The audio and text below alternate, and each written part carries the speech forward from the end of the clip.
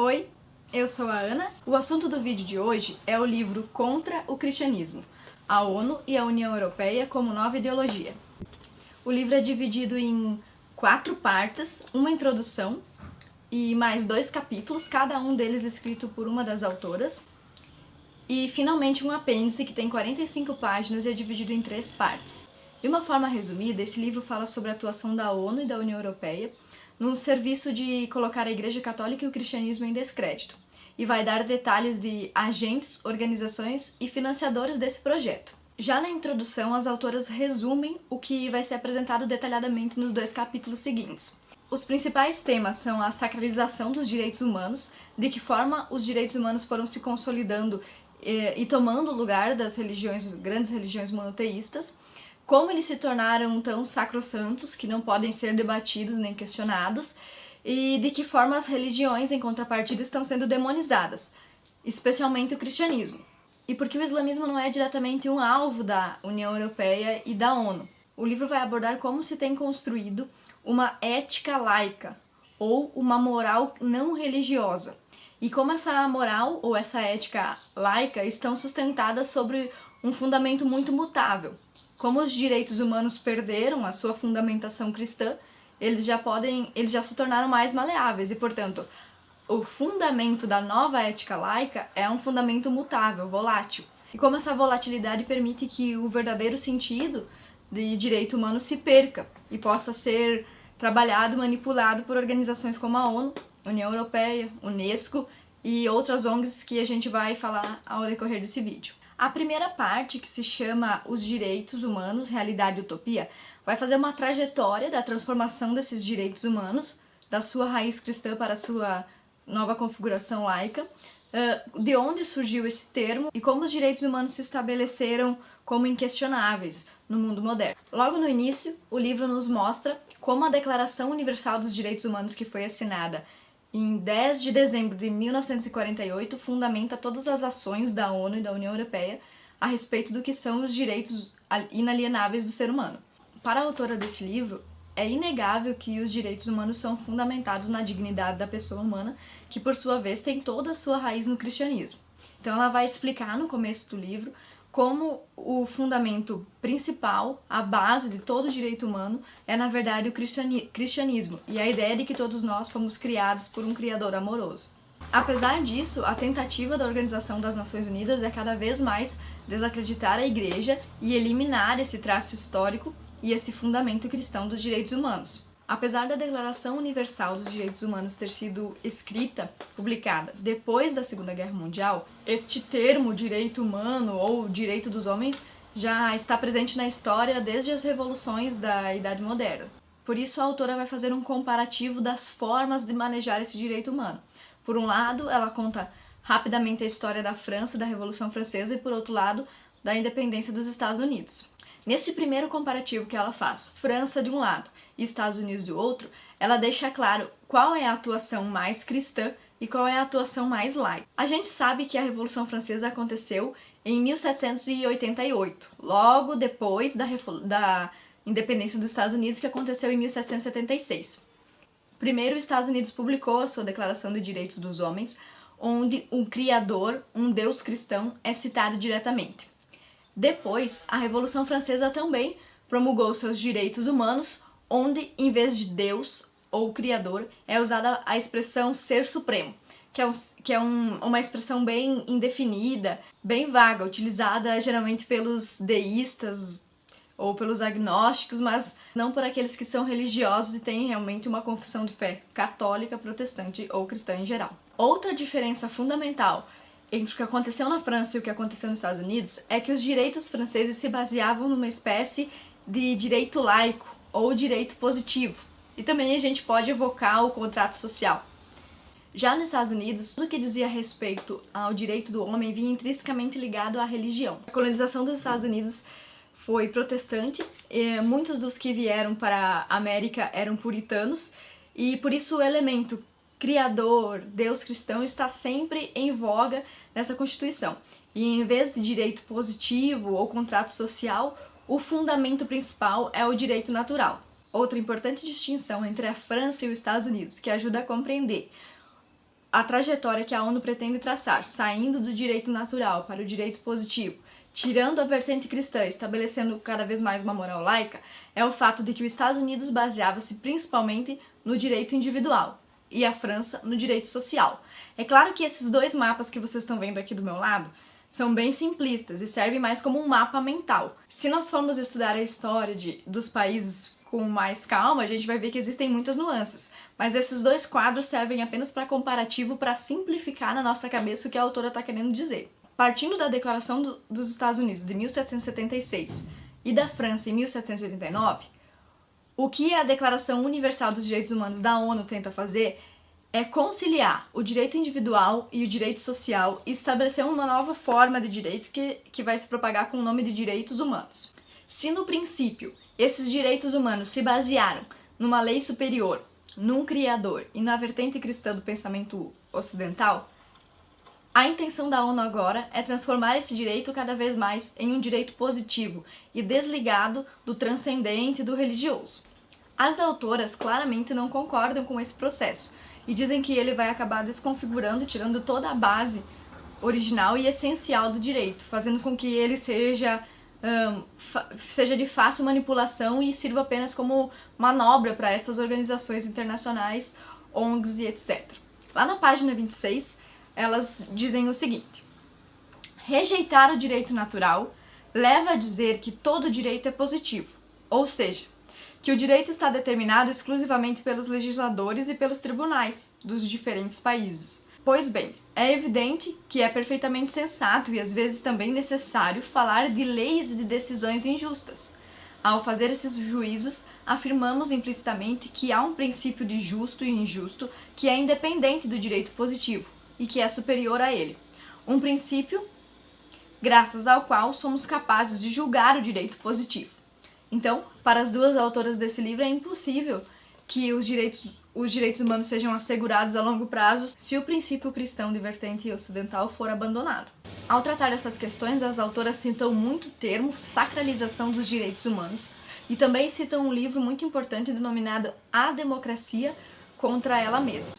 Para continuar explicando essa transformação, esse abandono do direito natural pelo direito positivo e como os direitos humanos se sustentam sobre isso, as autoras vão nos lembrar do tema da Revolução Francesa: liberdade, igualdade e fraternidade. Principalmente a respeito do termo fraternidade, as autoras vão fazer um outro paralelo, que explica como a vertente cristã, sendo deixada de lado, surge uma nova fraternidade laica de uma religião civil.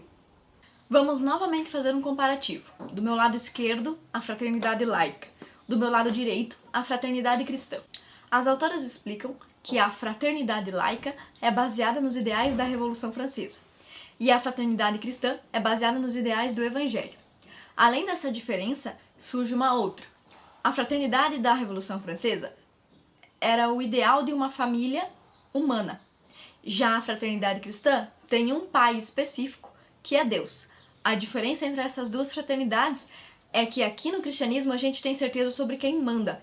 E quem manda é Deus, o pai da família. Aqui, na fraternidade laica, todos são iguais e não existe uma autoridade suprema. Essa autoridade suprema é importante porque é ela que baseia e ela que nos permite questionar até mesmo o direito e até mesmo as leis. A segunda distinção é que aqui, na família de Deus, todos fazem parte pelo simples fato de terem nascido humanos, ou seja, basta ser humano para ser filho de Deus. Na fraternidade da Revolução Francesa, que a gente chama de fraternidade laica, é preciso estar engajado no ideal desta família para fazer parte dela, ou seja, nem todos são irmãos, afinal, só faz parte da família quem pertence à mesma ideologia. A última distinção importante diz respeito à forma com que esta família vai efetivar-se. Para o cristão, a fraternidade perfeita só vai ser alcançada no paraíso, no céu, ou seja, é um ideal espiritual. Para os laicos, a fraternidade ideal é manifesta temporalmente e espacialmente, ou seja, ela pode ser alcançada aqui na Terra. Para conseguir homogeneizar cada vez mais esse pensamento, a ONU, a União Europeia e todas as organizações que defendem esse direito laico ou moral laica utilizam muito a mídia e o sistema de denuncismo. Isso acaba criando um círculo de poder. Quanto mais a mídia denuncia, mais poder ela tem.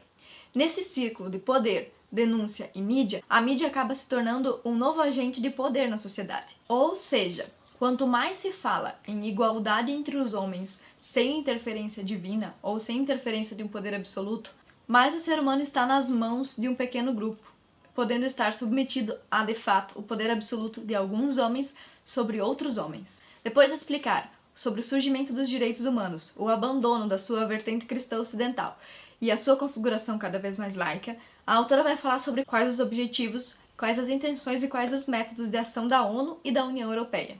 A Organização das Nações Unidas tem dois principais focos. Um é o controle demográfico e outro é uma religião universal.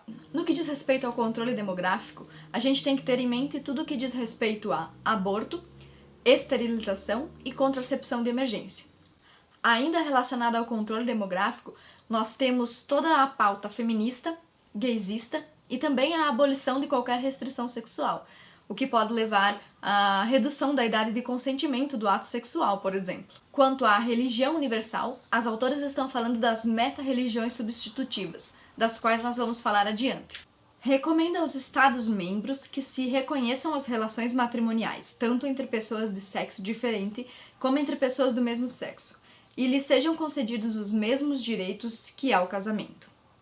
E convida aos Estados-membros a consentir o casamento entre pessoas do mesmo sexo e a elaborar propostas concretas a esse respeito.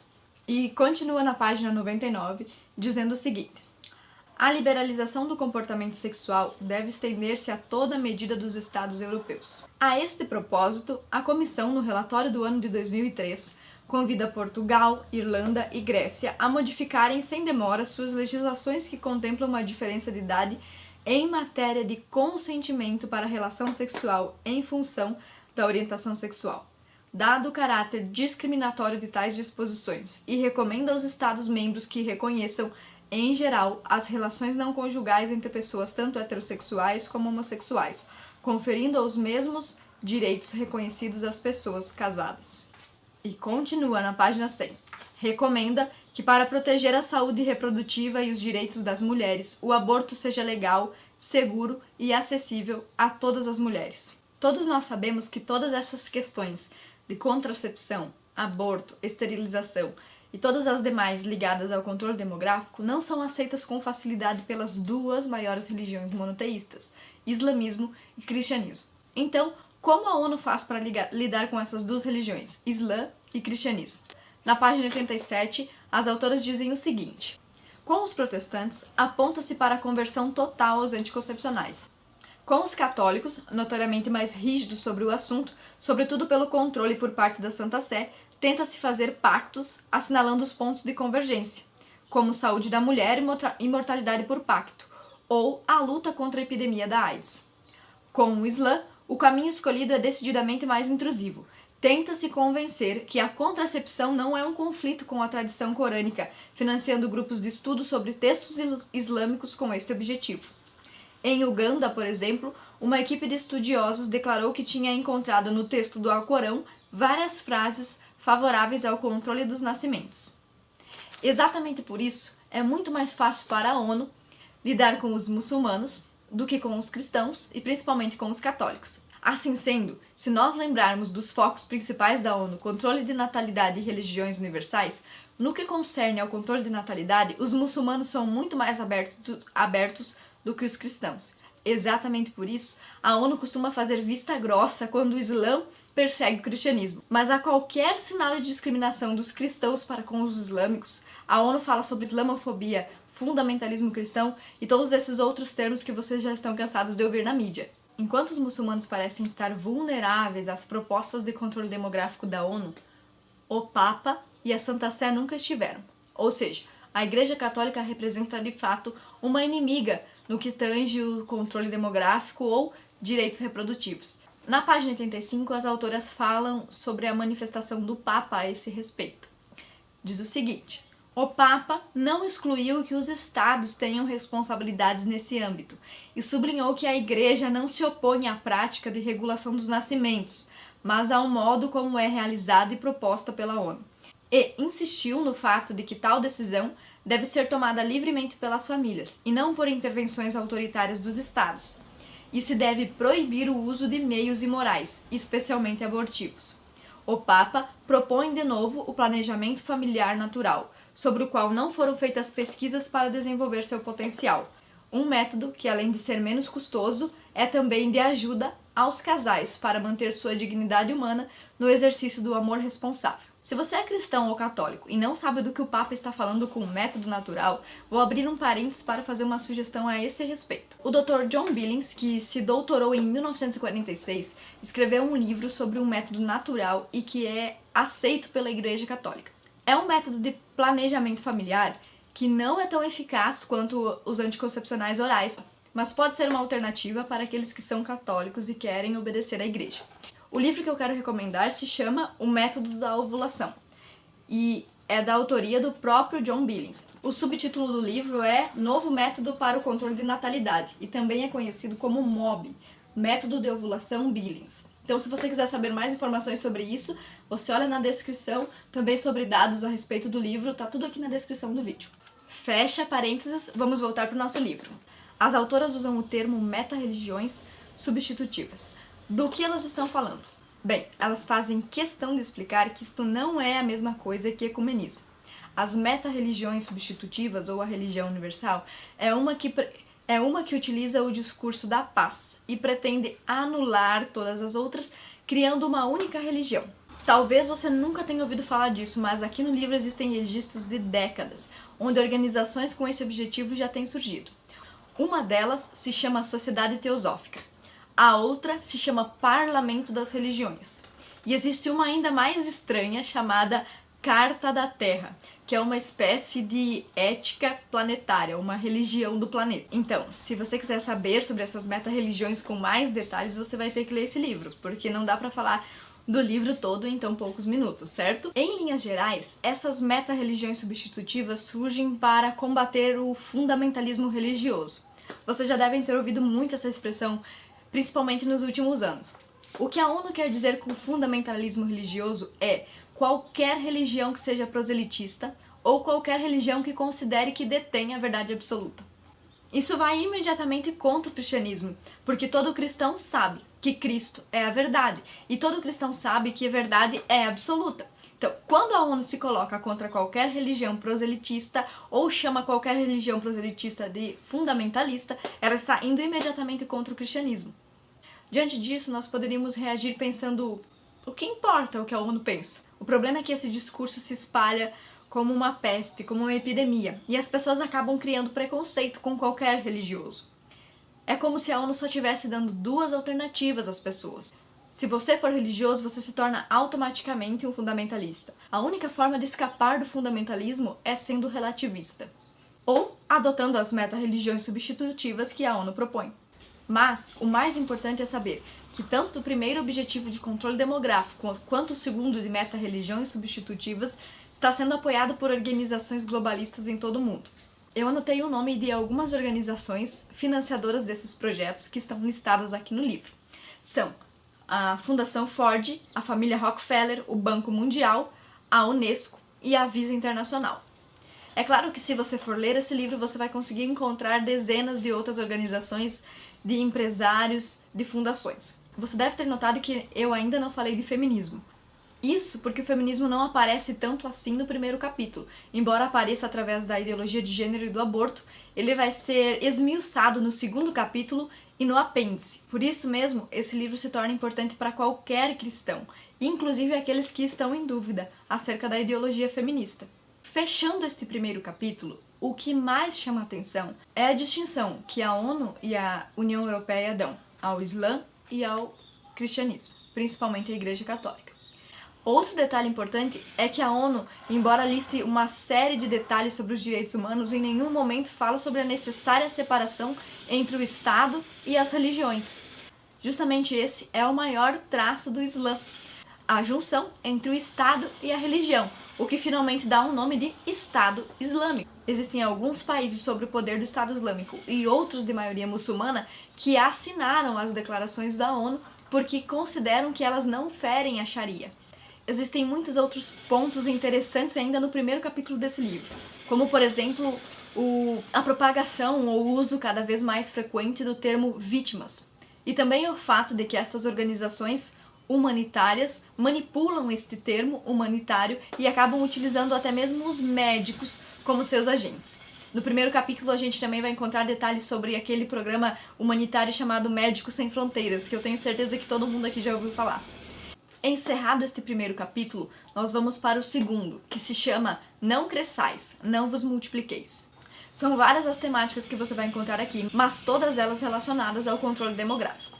São elas os direitos reprodutivos, a eugenia, o feminismo, a ideologia de gênero e o planejamento familiar. Ao abordar esses temas, a autora cita alguns aspectos importantes. O primeiro deles é uma nova linguagem ideológica que modifica o sentido das palavras e usa eufemismos para defender suas pautas.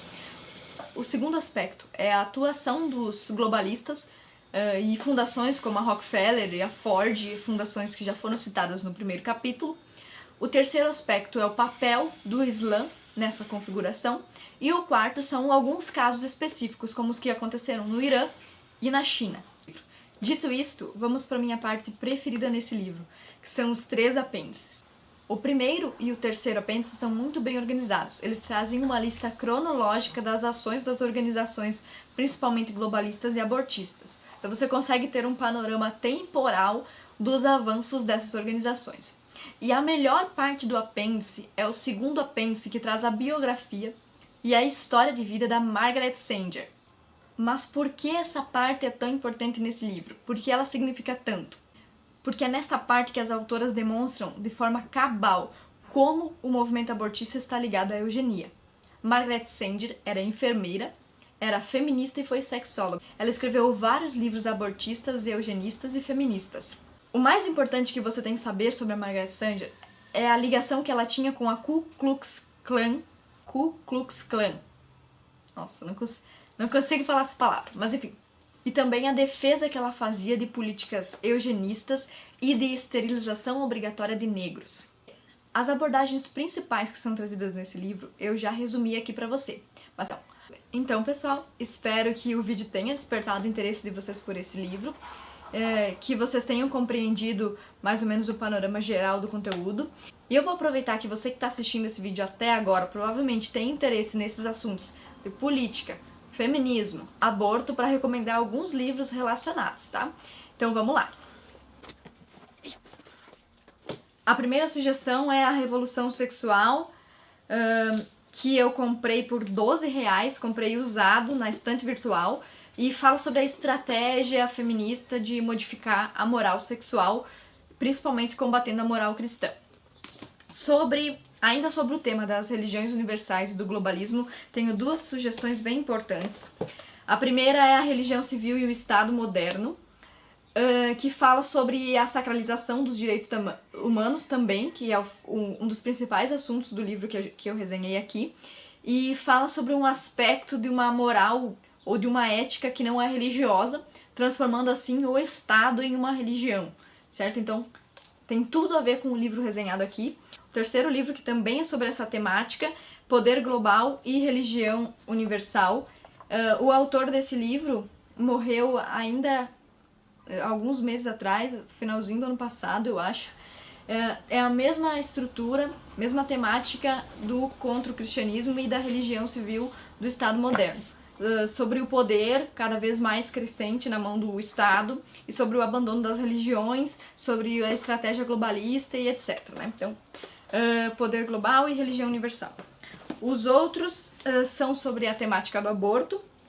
Alguns são apologética cristã, mas alguns outros são só para conhecer mesmo. Se você se interessa pela temática do aborto, é interessante você conhecer todas as possíveis argumentações de quem é abortista, tá? Aborto e sociedade permissiva. O próximo, Aborto e Anencefalia. Esse livro aqui é uma tese de doutorado, então a linguagem dele é bem jurídica. Então, se você gostaria de ter um aprofundamento maior na questão jurídica, sobre como funciona a lei, Constituição, esse livro serve para você. Mas se você não gosta de direito, se você acha aquela linguagem muito enfadonha, não leia, porque é assim.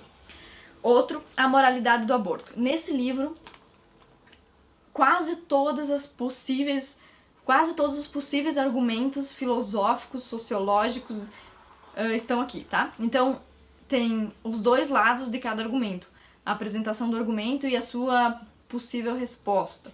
Então, é bem curtinho, são apenas, menos de 100 páginas, e fala mais sobre a questão moral, então vale a pena porque você já fica a par de todos os possíveis argumentos que uma feminista ou um abortista pode usar em um debate. Tá? Este, que tem uma abordagem mais cristã, Consequências do Aborto, é da editora Renascer, fala sobre os traumas psicológicos que as mulheres passam depois de praticarem um aborto e de todo o sofrimento envolvido, ou as questões relacionadas à família, religiosidade, espiritualidade. Então, Consequências do Aborto.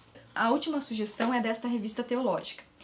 Não é uma revista católica, é uma revista com bastante perspectivas, assim, até contraditórias entre si aqui dentro, mas a minha recomendação é principalmente porque conta alguns fatos da mídia, do jornalismo que estavam relacionados ao aborto.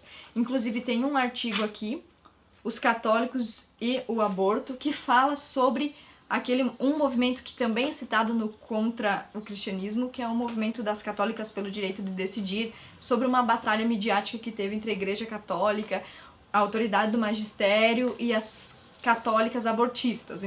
Então pode ser bastante útil para você conhecer o que gira aí no submundo dos debates em torno do aborto. E ainda uma recomendação que serve para as mulheres católicas.